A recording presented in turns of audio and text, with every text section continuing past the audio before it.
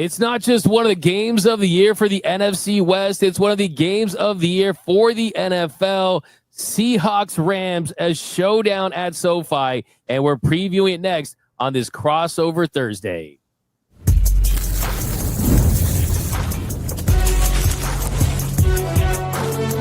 You are Locked On NFL Crossover, part of the Locked On Podcast Network.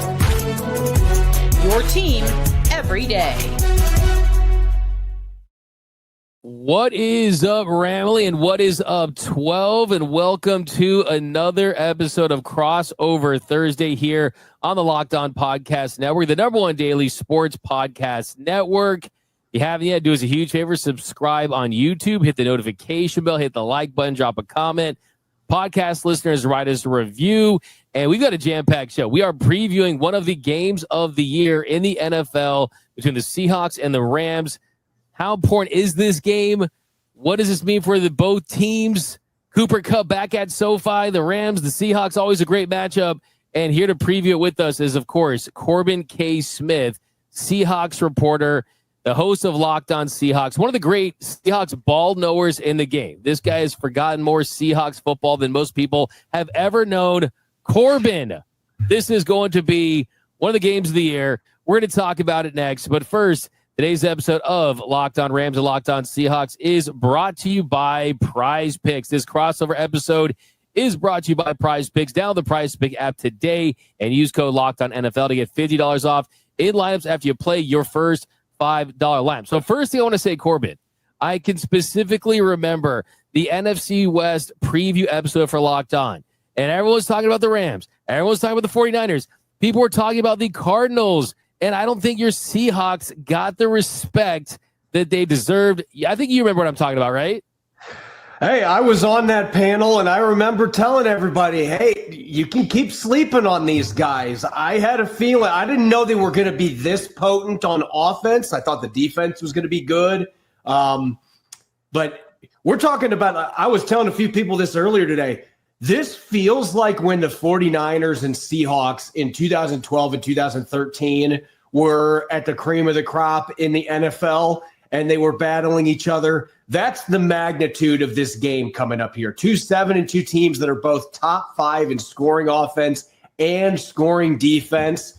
One offensive guru, one defensive mastermind coaching these two teams. You got quarterbacks that do a lot of the same things. I mean, they have some differences, but Stafford and Darnold have done so many things similarly this year in terms of how they are attacking and obliterating secondaries. I mean, this is just exactly like those 49ers Seahawks matchups were all those years ago. And I could see some animosity building in this matchup because of it. Yeah, and I think that's kind of where you have to start is just how good both of these teams are. They're not just teams that are, these are the top teams in the NFC West. These are the top teams in the NFC. These are two of the very best teams in the National Football League. In fact, it will be just the 13th game since 2000 with the top two teams in DVOA.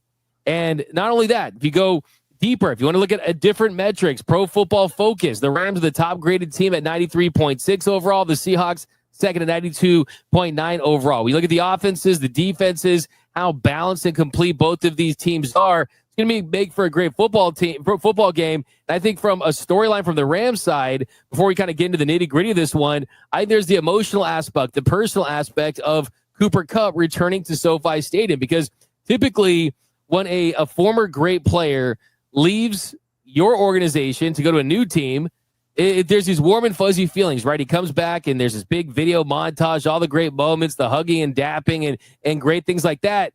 I think it's going to be a little different because of how meaningful this game is. I think the Rams are going to be like, okay, play the video. Let's get on with this football game. But tell me a little bit how Cooper Kupp has been for the Seahawks this year and what you're expecting from him in this one. You know, a lot of people look at the stats and say, well, he's had kind of a quiet season, but he's really played well. He's got one drop the entire year. He had a 67-yard catch last week coming off a hamstring injury that kept him out the week before. So he showed he didn't have any ill effects from that. His run blocking still remains incredible. I think he's as good of a run blocking receiver as anybody in the league. And you also have to keep in mind that it's not that Sam Darnold hasn't been effective throwing the football. It's just Jaxon Smith-Njigba has been so good that none of the other receivers have had to have like big volume quantities in terms of what they've had to produce. So I think Cooper Kupp has played well. And it's, I'm trying not to laugh at this comment. I know he didn't do it on purpose with what happened in the NFL over the last week. But I know when Coop was asked about this, about coming back yesterday in tribute video and saying, well, I didn't die, basically saying, hey, I'm not expecting anything crazy here, but he's going to be looking at this like any other game. At least that's what he's saying. But you and I both know, Doug, there's no way that this is going to be just a normal game for Cooper Kupp. There's no way. Going back to where he played his entire career, now playing for his home state team that just happens to be a bitter rival, like, there's no way. And the Rams maybe have some up their sleeve in terms of what they're going to do before the game, but like, this is tricky. I remember when Richard Sherman came back to Seattle in a 49ers uniform, like, you didn't have a bunch of montages playing on the screen about Richard Sherman coming back to Seattle for that, or Russell Wilson coming back in a Broncos uniform. None of the, a lot of times that doesn't happen. So I'm curious to see if the Rams actually approach it with, well, hey, here's a light little tribute, or if it's just like, you're an enemy now. We're not doing anything. The crowd can cheer if they want, but that's going to be kind of interesting because I just don't know necessarily what to expect. All great points, all interesting thoughts, Corbin. And I think that you make a really great point in that, yeah, they're going to want to just get to this football game and not want to lose their edge, right? And I think you look at this Rams team, this Rams organization, they've always been first class. And if it were like any other player, I would say, man, maybe they could just skim through it, gloss over it. But this is a guy who was a Super Bowl MVP. This is a guy that was so integral to their success. If you had to make that short list of the most important Rams since they returned to Los Angeles, he's on that list with guys like Aaron Donald, Sean McVay, and Cooper Kupp and Matthew Stafford, right? It's a very, very short list. So he deserves to be celebrated. But I think here's this. The fact that this really isn't the dominating storyline that it could have been, it really is a testament to the Seahawks and a testament to the Rams that it's about just two really good, great football teams that are playing for a lot. And I think you mentioned Jaxon Smith-Njigba. You mentioned some of the other elements. That's, I think, the overarching theme is that these are the top two teams, but also the top two receivers, Jaxon Smith-Njigba and Puka Nacua. You can make a case the top two quarterbacks in a lot of respects, too, with Matthew Stafford and Sam Darnold. And last year, Sam Darnold, he goes 0 for 2 against the Rams regular season and the playoffs. A lot of people thought, oh, maybe that was just a contract year, Darnold with the Vikings. Maybe he was not going to be able to have that success translate to his next team. But you look at the pass rating, look at the success that he's had. Has he exceeded expectations in Seattle? And how do you kind of neutralize him if you're the Rams? How do you think they kind of attack him a little bit? Well, as far as neutralizing him, you gotta hope you can get your helmet on the football. Literally, that's been about the only thing that has stopped Sam Darnold this year. Has been just untimely throws that bounced off of guys' helmets. I had one against AJ Barner's helmet last game. When he's been able to get the ball out, though, without it bouncing off somebody's helmet, he's just been flat out ridiculous. And this is the stat that is most mind-blowing to me because Matthew Stafford has had a phenomenal season. And I'm sure that you would love to talk about Stafford, and we can have plenty of time to do that. But, like, there are the top 10 QBs for passing yards on deep balls this year, according to Pro Football Focus. 9 of those 10 have a completion percentage under 45%. Sam Darnold's completion percentage is 72%. Wow. That is just flat out ridiculous. And he's averaging 25.1 yards per attempt on those throws. Matthew Stafford's averaging 15.2. And Stafford's having an MVP season. That paints the picture of what Sam Darnold's been doing. Like, this dude has just been annihilating teams throwing the ball downfield. And he's doing it inside the pocket, outside the pocket. It's like any quarterback. If you get pressure, then the Rams know that from getting to Darnold last year. But I feel like this year he's really improved at his pocket presence. He's really taken that next level in Clint Kubiak's offense. So that's going to be kind of a something's got to give type situation here because the Rams are going to look to get after him. And Darnold's been sacked, I believe, 11 times the entire year. He's just been so good at getting the ball out. And that's what's amazing. Both these quarterbacks, as you get a test to with Stafford, they take their shots regularly, but they also get the ball out as fast as anybody. You do those two things, it's pretty hard to stop an offense. Yeah, and you're absolutely right. Sam Darnold has had a really, really awesome season. It's another homecoming for him, too. San Clemente kid, Dana Point kid, USC kid, a guy that grew up in Southern California. And you look at the passer rating that he's put up, a 116.5 pass rate. That's third in the league. That's right above Matthew Stafford at 114.8.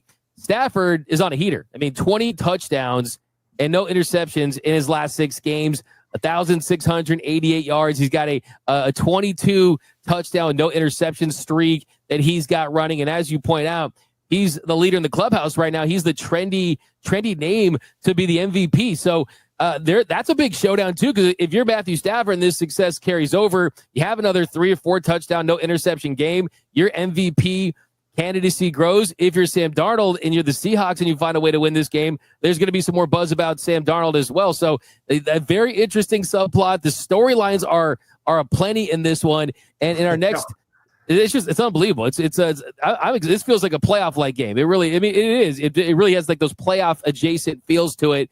And coming up next, we're going to talk more about the strengths and weaknesses, the key match of this one. That's coming up next on Locked On Rams and Locked On Seahawks. And when the opening whistle blows on a new repair, get your crew moving forward with Supply House. Order today and see parts on your doorstep tomorrow. Over 280,000 plumbing, HVAC, and electro items from the most trusted brands in the business. Their real-time inventory and honest lead times keep you from punting projects, while their industry-leading customer service always has your blind side covered. Need parts fast for a project? Supply House has next-day delivery. Talk about a game changer. The Part Finder tools and 3D schematics can save hours on jobs where every detail matters. Their Trademaster perks like priority shipping and dedicated support make the whole process smoother. So join the free Trademaster program today and score serious perks like priority shipping, lower prices, and a dedicated support line. Visit supplyhouse.com to sign up for free and use promo code SHNFL5. That's SHNFL5 for 5% off your first order. That's supplyhouse.com. Real people, real service. This episode of Locked On Rams and Locked On Seahawks is brought to you by Prize Picks. You and I make decisions every day, but on Prize Picks, being right can get you paid. Don't miss any of the excitement of this sports season, whether you're following the NFL, the NBA, or both. There's no better time to jump in on the action. If you haven't tried yet, Prize Picks is the simplest way to play. Just pick more or less on at least 2 player stats, and if you get them right, you win. It takes less than 60 seconds to make your lineup, and you can play anywhere Prize Picks operates, including California, Texas, and Georgia. And I'm using Prize Picks during the football season, Sundays, Saturdays, the NBA tip-offs. It keeps every game exciting. And some of my favorite features, I love picking my favorite players, like Mahomes and Steph Curry, to see how my predictions play out. The new stacks feature, it's awesome. It's a game changer. You can now pick more on Steph's points, threes, and assists in the same lineup. Plus, if one of your players leaves early with an injury, the injury reboot saves my lineup from a loss. Download the Prize Picks app today and use code LOCKEDONNFL to get $50 off in lineups after you play your first $5 lineup. That's code LOCKEDONNFL for $50 off in lineups after your first $5 lineup. Prize Picks. It's good to be right.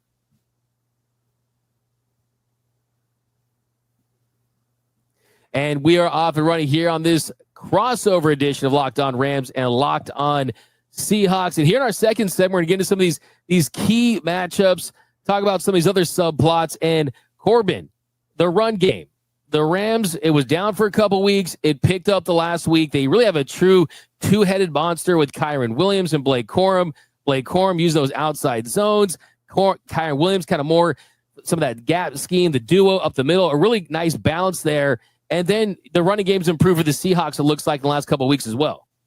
Yeah, this has really been the only inconsistency for Seattle's offense all year, has been running the football. But both games against Arizona went for over 155, went for over 200 yards last week. If you don't count the stupid kneel downs at the end of the game, I'm with the players. That should not count against the rushing stats. It's just like sacks in college football. That should not count to the rushing stats. Like, just make it individual. Anyway, I digress. But this has been a rushing attack, just like the Rams. It's a two-headed monster. And you could even make an argument it might be becoming a three-headed monster, because last week they let George Holani get in on the fun, and George Holani had a touchdown run as well. So Seattle's got Walker, they've got Charbonnet, they've got Holani. And I think in this game, this is going to be big for whoever ends up getting a victory. Whichever team can find the most consistency as far as having a complement to their star quarterbacks, especially considering the Seahawks may or may not have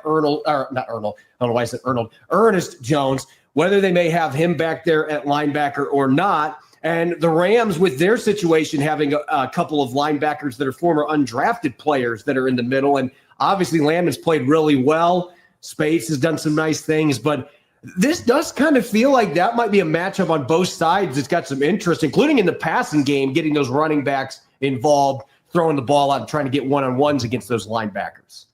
Yeah, no doubt about it. And I think that both these teams come into this one with some confidence, knowing you got some cohesion on that offensive line.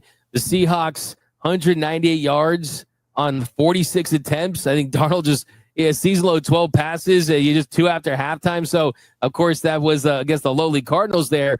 But it is an area that it feels like the team that wins that battle might have the edge, right? I mean, I think you look at where both of these teams are offensively, you expect to see some fireworks in the passing game. So the difference could be what happens on the ground. But let's get into one of the juiciest matchups, the juiciest subplots in this one, and that's Puka Nacua versus Jaxon Smith-Njigba. And yes, those two will not be defending each other, but I think if the team that defends the other one better and has more success, there's a good chance that they get the better of the other team in this one. And we'll start with JSN because, look, you look at Jaxon Smith-Njigba in the year that he's had, he has lined out wide on 170 routes, 45 in the slot, and it feels like that's one of the pros of Cooper Kupp, allowing him to go outside, not having the slot as much. And the production has been just absolutely off the charts for him. He's the second highest graded receiver on PFF. He's someone that, if it's not for Jonathan Taylor, probably wins Offensive Player of the Year potentially. Yeah. What is the key? I mean, you can't really slow down and stop a guy like Jaxon Smith-Njigba, but teams this year that have had any success against him, I mean, what is the strategy to try to neutralize him any way you possibly can? Look, I'm going to give you a straight answer here. Nobody stopped him. He has been – last week he would have got 100 yards if the Seahawks would have played him. I mean, second half, they didn't even use him, really. They threw the ball. Like you said, they had 2 pass attempts the entire second half, and he finished with 93 receiving yards, almost all that happening in the first half. I thought the Houston Texans were going to be the most formidable team they played, having to go against Derek Stingley and – Lassiter and their secondary, and he just obliterated them. He's been doing it to everyone. So as a football analyst, I could try to give you something. Maybe, the only solution that I can give you is get to Sam Darnold so quick he can't get the ball to Jaxon Smith-Njigba. Like, that's how good he's been.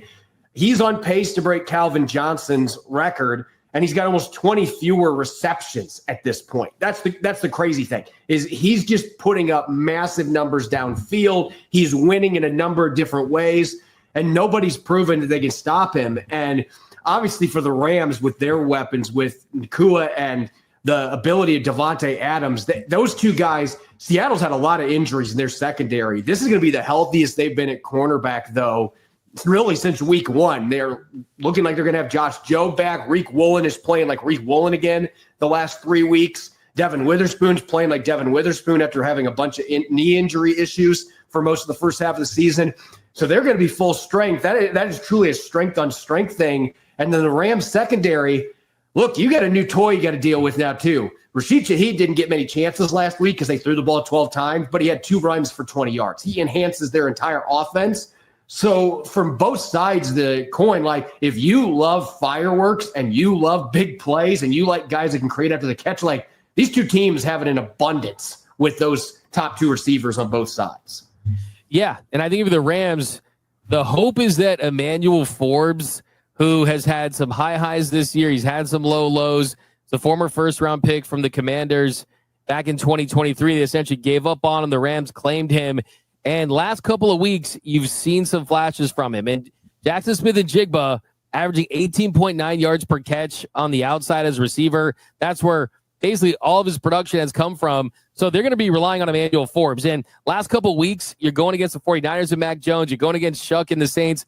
Those aren't Sam Darnold. And the passer ratings that he's allowed, 36.5 against the Saints, and then 60.4 and 39.6 in his last 3 with the 49ers mixed in there.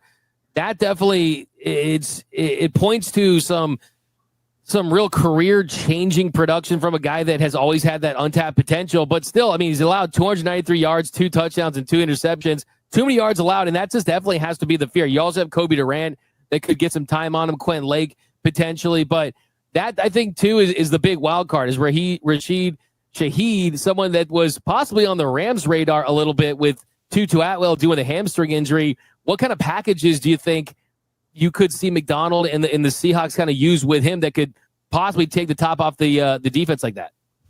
Well, I don't expect that they're going to be doing anything that's going to be revolutionary in terms of, there's film already out there on what Shaheed does, but they played him out of the backfield a couple plays last week. He had a carry out of the backfield. He'll run end arounds. He'll run jet sweeps. He can play in the slot. He can play in the boundary. You can do the bubble screen game with him. He can win with double moves. He can kill you after the catch. I mean, there's a reason Kubiak was just banging on the table like, let's go get this kid, because he coached him in New Orleans, and he was on pace for 1,000 receiving yards and almost 18 yards per catch in those 6 games before he got hurt last year. So they thought putting him with JSN on this receiving core, they're hoping they can get Torrey Horton back this week. He did not practice, though, for Thursday. So we'll see if he's back or not. But this is really, it's a fascinating game, because I think from the Rams' perspective, it's going to boil down to, are they going to be able to keep the receivers in front of them? Can they limit those big plays? And then when I look at Seattle, it's, can you get to Matthew Stafford quick enough with your interior defensive line in particular? Because as well as the Rams' interior O-lines played, this may be the toughest front they've played, even without Jaron Reed, dealing with Leonard Williams, who, oh, by the way, has had a pretty good career against the Rams, and Byron Murphy, who has emerged one of the best pass rushing interior defenders in the NFL. Those two guys, they're going to have their full arsenal on the outside too. For them, the pass rush, I think, is going to be crucial to try to take those receivers out. No doubt about it. I mean, I have right here in my notes, that's the number one key. Can you get a playoff level pass rush? And that's the best way to neutralize the passing game. I mean, we saw what happened last year against Sam Darnold. When you can get to him, when you can make him uncomfortable and get him off balance and get him out of structure, that's really your best chance. And really, you look at last week, the Rams allowing Mac Jones to go 33 for 39, and Jared Verse and Byron Young weren't able to get home. You had 4 pressures from Byron Young, but you definitely need to see a very productive day from the pass rush. I think from the secondary, Forbes plus bracket, I mean, there's got to be some type of puzzle pieces in there that Chris Shula is going to be working with. But that's the number one key to this game. If you're the Los Angeles Rams, you have to lean on your strengths, and your strengths is that front four. And that's kind of what makes this game really interesting, is some of the similarities between these two teams. Both teams are in the bottom 4 in blitz rate. The Rams only blitz 17.8% of the time. The Seahawks blitz 17.3% of the time. That's 29th and 30th in the NFL. But the Seahawks, they're 5th in pressure rate, and the Rams are 8th in pressure rate. So Seahawks getting a little more consistent pressure, both in the top 10. But I think that's just one of the big question marks in this one, is who kind of has their day along the defensive lines. Yeah, I think you hit the hammer on the nail there. And, you look at this, all the similarities, like we talked about it on an episode earlier this week, like even the stats almost across the board mirror each other. And it's just crazy how these teams, and look, Sean McVay's offense is not exactly the same as the one that Clint Kubiak runs. Kubiak's is more in line with the traditional Shanahan-style scheme, but they run a lot of the same plays, a lot of the same dressings, and McVay's trended a little bit more towards that style offense with the 3 tight end looks that we've seen. But the one huge gap, Seattle, they like the fullback. They like to put the 2 backs in there. The Rams don't do that. So, but otherwise, I mean, the way they attack teams vertically with their passing games, their structure with the wide zone run game, and mixing in play action. These are the 2 most lethal play action quarterbacks in the NFL, in my opinion. Maybe Baker Mayfield in there with them. The top 3 MVP candidates in the NFC at the quarterback spot. I mean, these 2 teams do, I'm not going to say they're clones. They're not the Spider-Man meme quite yet, but like, it's not far off from that. They do a lot of things very similar. It's the way they disrupt on defense too, and creating turnovers and limiting the ability in the red zone. I mean, both these teams, they just mirror each other in so many ways in those stats. And I think that's what makes this, not just the fact it's 2-7-2 teams, it's the fact like these are legitimate top 5 teams in so many metrics, and they're going to be trying to beat each other at the other team's game. It's not going to be a case where you have contrasts, which could make this a really exciting game on Sunday afternoon. Yeah, no doubt about it. And you touched on a little bit, and that has been the biggest difference for this Rams team. When Puka Nacua went down against the Ravens, everyone freaked out and, what's this Rams offense going to do? And Sean McVay, he innovated. I mean, you saw 12 personnel, you saw 13 personnel. Last week, 4 tight ends caught a pass, 2 caught touchdowns. Matthew Stafford has been mixing around more than he ever has as a Rams quarterback, and it's really opened some things up, especially in the red zone. They're a tough team to defend. There's not a ton of film on the Rams using that 13 personnel and 12 personnel. So, hey, maybe old Seahawks legend Colby Parkinson can also join the revenge game subplot. But coming up next, maybe we'll throw out some predictions. Maybe we won't. Maybe we'll do some more X Factors. We'll see. That's coming up next on this crossover edition of Locked On Rams and Locked On Seahawks. This show is sponsored by BetterHelp. As the days get shorter, the nights come earlier, it can start to feel a little heavier, especially when life is already packed with work, family, and everything else. This season, it's so important to reach out and check in with friends, family, or even yourself. Just like checking on a teammate or reconnecting with someone you haven't seen in a while can lift your spirits. Reaching out for therapy can make a real difference too. BetterHelp makes that first step easier by connecting you with a licensed therapist online from wherever you are. And I've noticed a lot of things. I mean, a lot of friends, family members using therapy, and they've used BetterHelp as well. And you got over 5 million people that have used BetterHelp with 30,000 therapists available. Finding support really is just a few clicks away. And this month, don't wait to reach out. Whether you're checking in on a friend or reaching out to a therapist yourself, BetterHelp makes it simple to take that first step. Listeners get 10% off their first month at BetterHelp.com/LockedOnNFL. That's BetterHelp, HELP.com/LockedOn, because taking that step toward towards support might just leave you wondering, why didn't I do this sooner? And welcome back to this crossover showdown edition of Locked On Rams and Locked On Seahawks. So, Corbin, are you a predictions guy on your crossovers? Do you save that for your Friday episode? Do you even feel, I'm not even the biggest prediction guy. I will say, I'm the wrong guy to ask. I picked the Rams to win every single game this season. And guess what? If it weren't for bad special teams play, I probably would have been right for most of those games. But I think, look, SoFi Stadium, definitely being a home team for the Rams, you got to feel good about that. If you're Los Angeles, kind of the groove that they're in, I think it's pretty funny. We talk about all these similarities between these two heading into this matchup. Another thing they have in common too, Corbin, neither of these teams have trailed since week 6. The last time the Seahawks have trailed a game was when they were down 6-0 to the Jags, and they ended up winning that game 20-6. The last time the Rams trailed was week 6 against the Ravens, when they fell behind 3-0 in the first quarter before scoring 17 unanswered points. So it's been a while since any of these teams have even trailed a game, let alone lost a game. But what say you about prediction-wise heading into this one?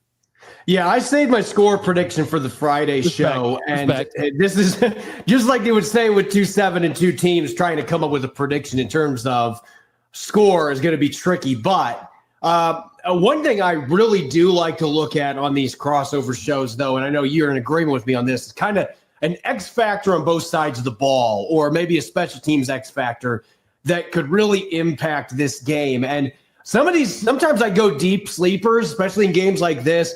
On the offensive side of the football, though, I'm not going to go that route. I'm going with a guy who has been a big part of this offense for a good chunk of this season.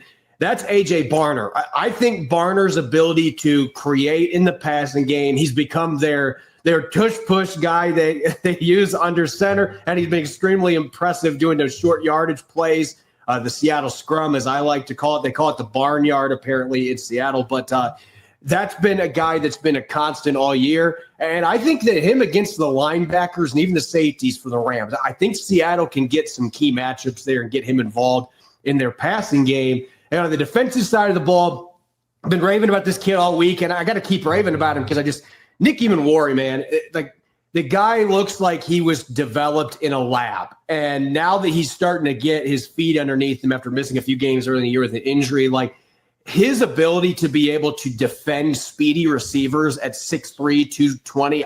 He's more like 6'4", 230. I've stood next to him. Like the dude is massive. He can run in the low 4.3s, and you can line him up off the edge. You can blitz him against tackles because of his size. He can play linebacker. Like, that is the ultimate Swiss Army knife. And Mike McDonald's just starting to figure out everything he can do with him. He became the third player in NFL history to have 9 tackles, 4 pass breakups, and a sack in a single game last week. It's happened 3 times ever.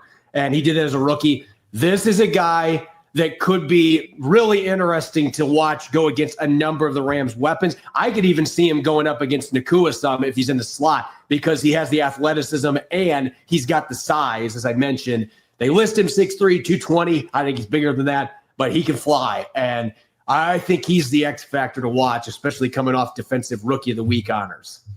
Yeah, I got the vibe. I was picking up on a no score vibe. I don't really do mine until Friday too, but I just thought I'd dangle it out there. And I was actually going to ask you about the X Factor thing. So we're in a little bit of a mind meld here. X Factors, I love that. I'll give you mine. And the first one is the easiest one that I could possibly give, and that is the kicking game. I don't know if you're aware of this, but the Rams' kicking game has been a dumpster fire for most of the season. Their special teams operation has been atrocious. It's cost them in both of their losses this season. They really should have been wins, and one which would have been beating the reigning Super Bowl champions on the road, the Philadelphia Eagles, where you had 2 field goals blocked in the fourth quarter. Had happened in ages. Well, guess what? They've replaced their kicker. And it wasn't all the kicker's fault, by the way. Just the blocking schemes weren't there, kicks blocked. But we need to see our new kicker actually attempt a kick that's not an extra point, because he was 6 for 6 in extra points against the 49ers. And that's going to be a massive X factor. In a close game against really good teams, you're not going to score touchdowns every single drive, and you're inevitably going to have some field goal attempts, 30, 40, 50 yards, whatever they may be. So this will be his first NFL kicks in an NFL regular season game. And if you don't know his name, it's Harrison Mevis. And if you don't know his nickname, it's the thicker kicker. He's 245, 5'11". So love the nickname, but I need to see some game. I need to see him perform. So that's a major X factor. Another one we talked a little bit about earlier is Jared Verse. So Jared Verse, Rookie Defensive Player of the Year. He has all-pro level potential, just top of his position level potential. If he can be a game wrecker and get to Sam Darnold and find a way to just become disruptive and wreak havoc, that's going to go a long way to slowing down this passing game as much as possible, because we know that it's an explosive passing game. We know Jaxon, Smith-Njigba is truly world-class, top tier. You don't want him to run wild. Even when the Rams beat, even a couple years ago when he had this kind of coming out party, like 180 yards against the Rams. So he's had success against this team in the past. Emmanuel Forbes, as we mentioned, he's going to be another X factor too. And here's a secret little X factor for you. Nate Landman. So Nate Landman making a little over $1 million. His nickname is the Peanut Punch. He's got 9 forced fumbles in the last 3 years. That leads the entire NFL, and he does it by just simply punching the ball out. And I could see late in the game, maybe the Rams up by 3 and Seattle driving, and maybe a hit Zach Charbonnet. He's across the middle trying to get some extra yards in the Nate Landman peanut punches it out to save the game. And of course, that is a little fanfic, some dream scenario for me. But certainly Nate Landman is a guy to look at as well. And it's going to be an electric atmosphere at SoFi Stadium. I'm excited to play some big time football. And I think too, lastly here, Corbin, the NFC West circle of life is changing, right? It used to be 49ers beat the Rams beat the Seahawks, everyone beats the Cardinals. Now it's changing, right? Seahawks beating a bunch of teams. And I think this will go a long way into determining the new NFC West circle of life. If the Seahawks beat the Rams, will it be Seahawks beat the, you know what I mean? It's NFC West is changing is kind of my point. And this is going to be a big test for both teams. And it will ultimately, I think, go a long way in determining who wins this division. And not just that, who gets potentially the number 1 seed. That's Absolutely. What's so big about this game. You know, Seattle right now is the number 2 seed. The Rams are the 5 just because they have 1-1 record in NFC West. Seahawks are 2-1. This game is massive for multiple reasons, but if you're wanting that bye week, this is a game you really want to have. Corbin, how the heck did you get away with having that Blue Jays hat behind you for your Mariners fans, man? They had to have been trolling you in the comments. Oh, trust me, I've heard about it for the last month, man. I'm you know what, though? I'm keeping it up there with pride, even though they lost to the Dodgers. I'm keeping it up there with pride. Hey, man, stick with your team. That's all that matters. But that's going to do it for this episode of Locked On Rams and Locked On Seahawks. Shout out to the 12. And always, whose house